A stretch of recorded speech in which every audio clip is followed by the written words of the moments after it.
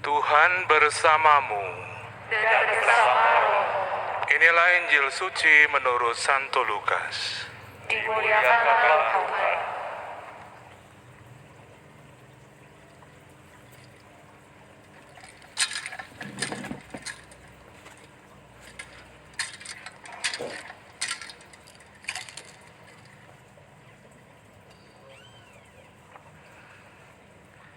Pagi-pagi benar pada hari pertama dalam pekan, wanita-wanita pergi ke makam dan membawa serta rempah-rempah yang telah mereka sediakan. Mereka mendapati batu sudah terguling dari makam. Ketika masuk ke dalam makam, mereka tidak melihat jenazah Yesus. Mereka sangat bingung. Tiba-tiba berdirilah di hadapan mereka dua orang pemuda berpakaian putih berkilau-kilauan.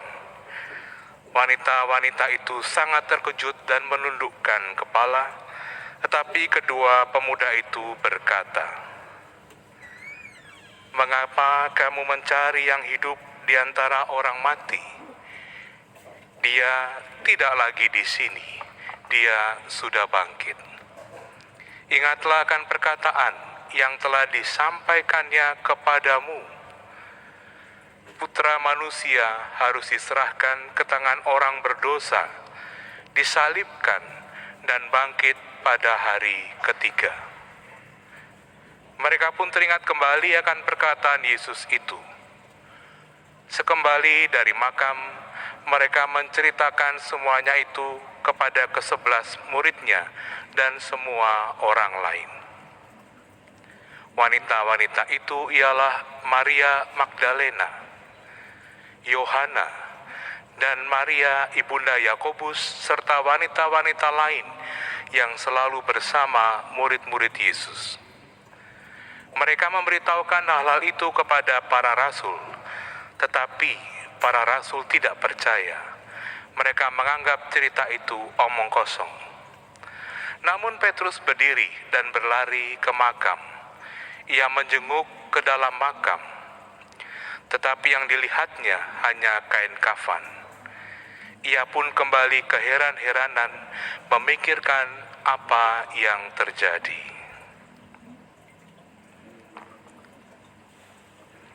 Demikianlah sabda Tuhan.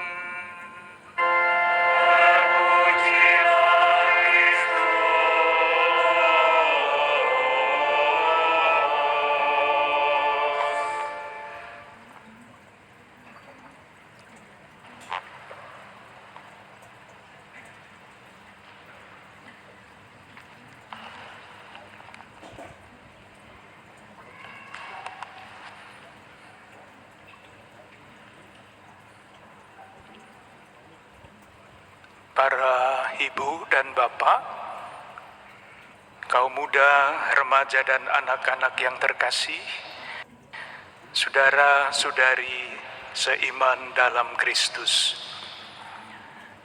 Bersama-sama dengan para imam dan para petugas ibadah sore ini, saya ingin mengucapkan selamat Paskah kepada para ibu dan bapak, kaum muda, remaja dan anak-anak, saudari-saudara sekalian, dimanapun saudari-saudara merayakan Paskah kebangkitan Kristus. Saya sangat menghargai kesungguhan saudari-saudara sekalian untuk merayakan Paskah tahun ini. Di tengah berbagai macam kesulitan yang tidak sederhana, saudari-saudara sekalian dengan penuh semangat merayakan Paskah. Semoga kita dapat semakin merasakan buah-buah kebangkitan Kristus. Buah-buah kebangkitan Kristus itu ditegaskan oleh Rasul Paulus dulu kepada jemaat di Roma, sekarang kepada kita semua dengan kata-kata ini. Seperti halnya Kristus telah dibangkitkan dari antara orang mati, demikian juga kita akan hidup dalam hidup yang baru, artinya hidup bagi Allah dalam Kristus. Buah-buah kebangkitan itulah yang diungkapkan di dalam lambang-lambang perayaan Malam Paskah ini. Tadi ketika kita mulai upacara tidak ada api, tidak ada lampu yang menyala. Lalu lilin Paskah dinyalakan dengan api yang baru, dan api yang baru itu disebarkan bagi seluruh umat.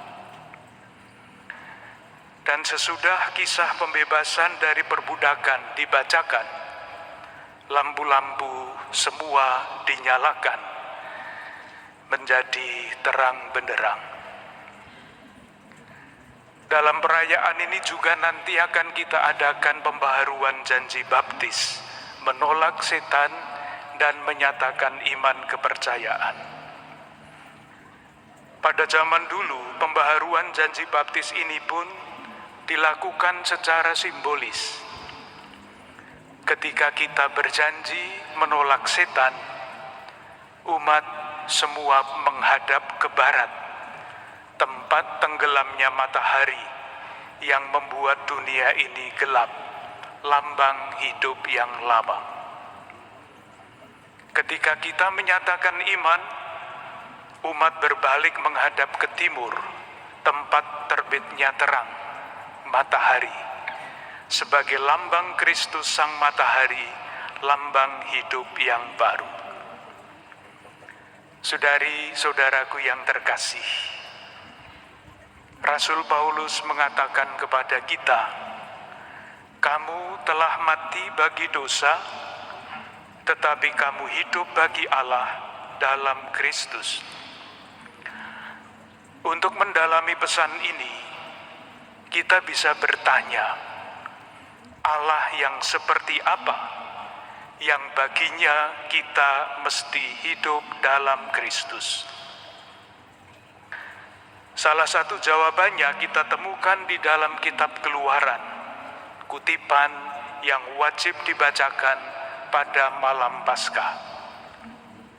Dialah Allah yang membebaskan umat dari perbudakan dan menuntunnya masuk ke tanah terjanji. Keyakinan bahwa Allah adalah Dia yang membebaskan manusia dari perbudakan diungkapkan dengan sangat istimewa di dalam doa profasi tanah air. Doa yang di dalam gereja Katolik hanya ada di Gereja Katolik Indonesia. Bagian pertama doa itu berkaitan dengan peristiwa pembebasan umat Israel dari Mesir. Kata-katanya begini, Engkau membebaskan umat pilihanmu dari penindasan dan penjajahan untuk hidup merdeka di tanah yang kau janjikan. Yang istimewa adalah bagian yang kedua.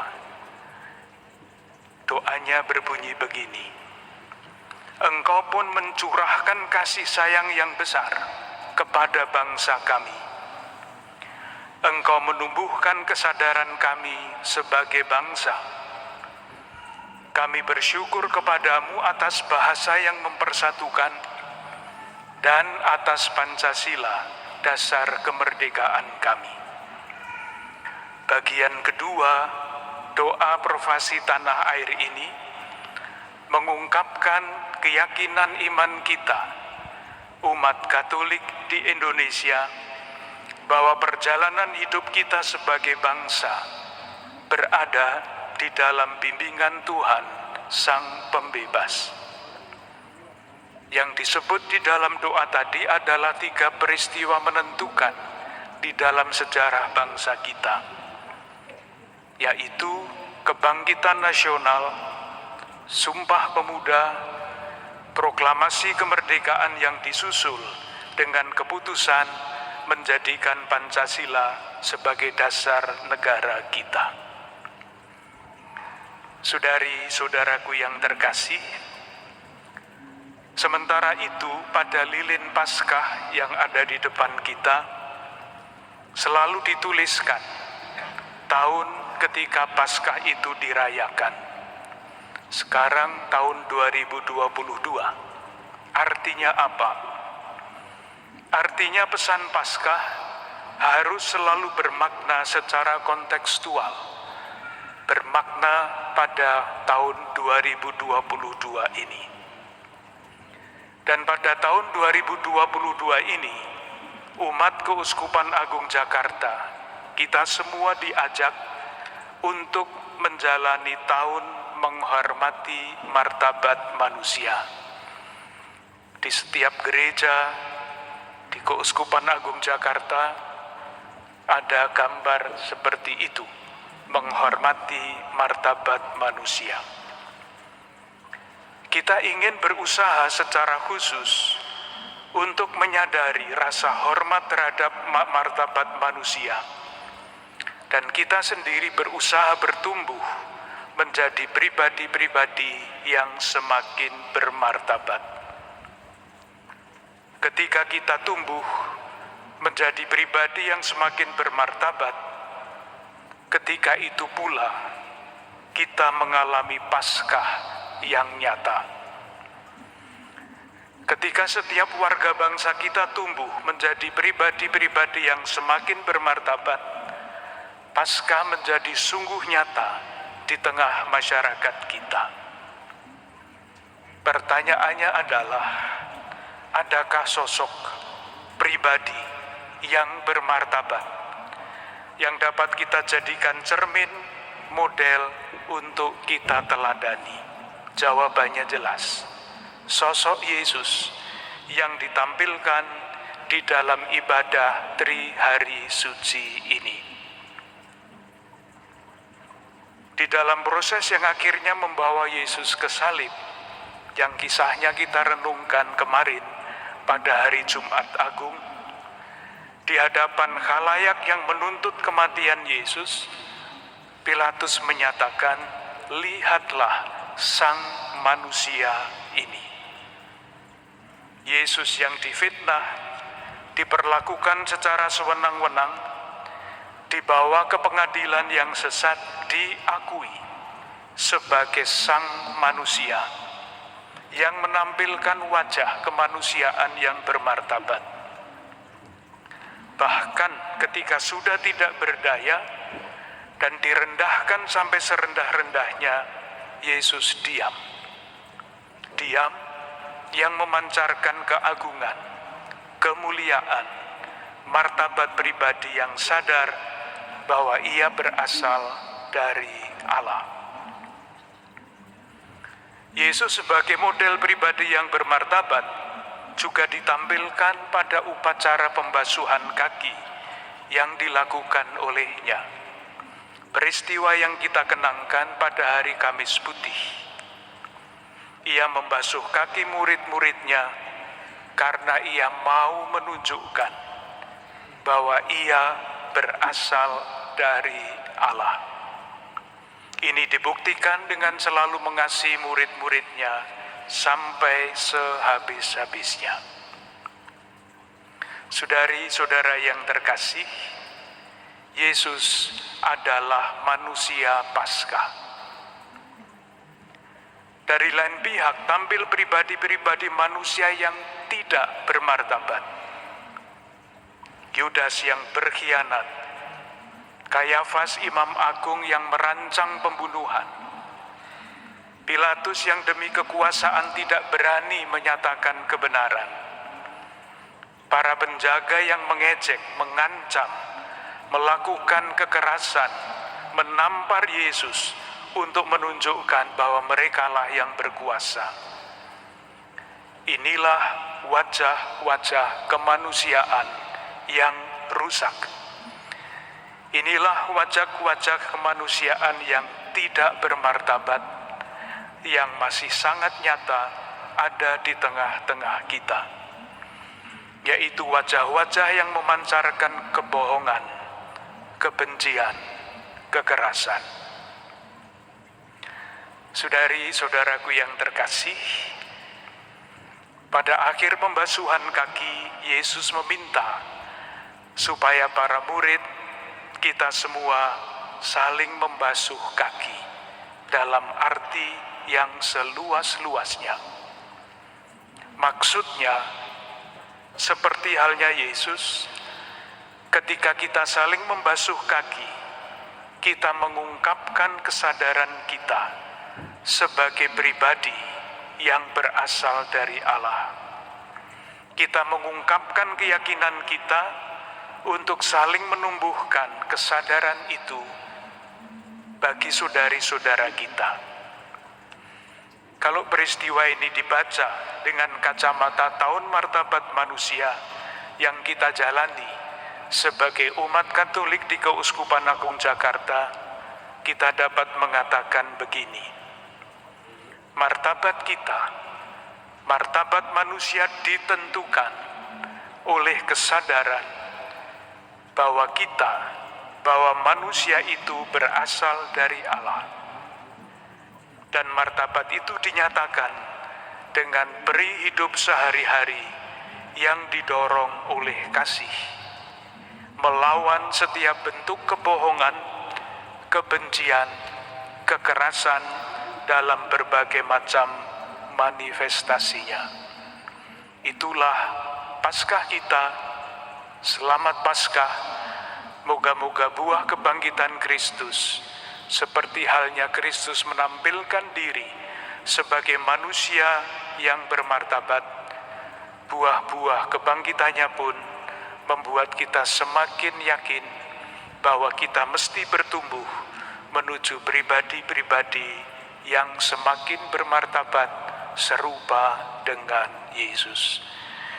Dengan harapan dan keyakinan ini, marilah kita lanjutkan ibadah kita.